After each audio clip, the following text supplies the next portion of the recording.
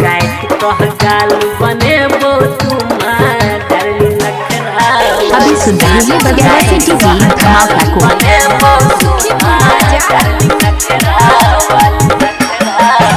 लबर लबर जे करबे के रानी लेबो पटेक के चुम्मा डार्लिंग नखरा वाली।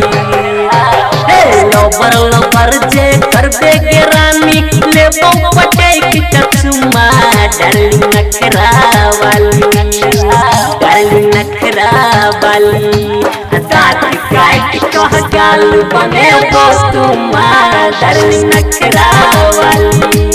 दांत काट कह गाल बने वो तुम्हार डार्लिंग नखरा वाली। इलाका किसी का हो धमाका दिवाकर दीवाना भाई का ही होगा। सुखीपुर बाजार। दांत काट कह गाल बने वो तुम्हार डार्लिंग नखरा वाली। दांत काट कह गाल बने वो तुम्हार डार्लिंग नखरा वाली। फट फट करै छे खाली पेट सरै छे छुओ नहीं दै छे हमरा कंजूस लगै छे। गे जाने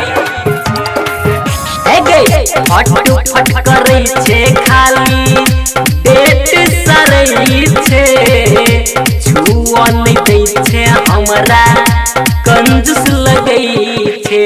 रह रह के खाली पैसे मंगै छे देबो लगा एक घंटा डार्लिंग नखरा वाली।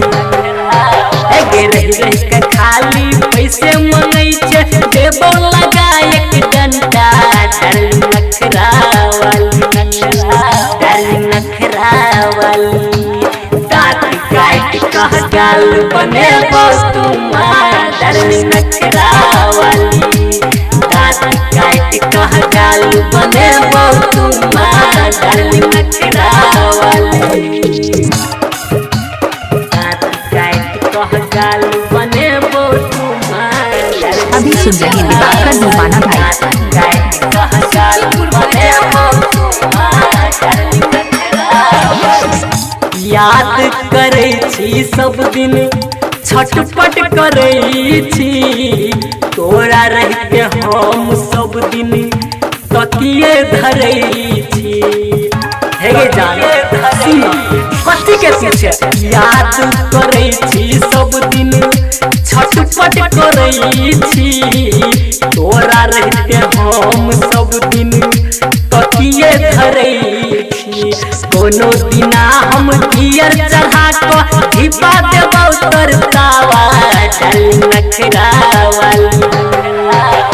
कोनो दिना हम गियर चढ़ा के धिपा देबौ तोर तावा डार्लिंग नखरा वाली। डार्लिंग नखरा वाली दांत काट कह गाल बने वो तुम्हार डार्लिंग नखरा वाली। दांत काट कह गाल बने वो तुम्हार डार्लिंग नखरा वाली। दांत काट कह गाल बने वो तुम्हार डार्लिंग नखरा वाली। दांत काट कह गाल बने वो तुम्हार डार्लिंग नखरा वाली। ग्राम बगहा जिला मधुबनी 2002।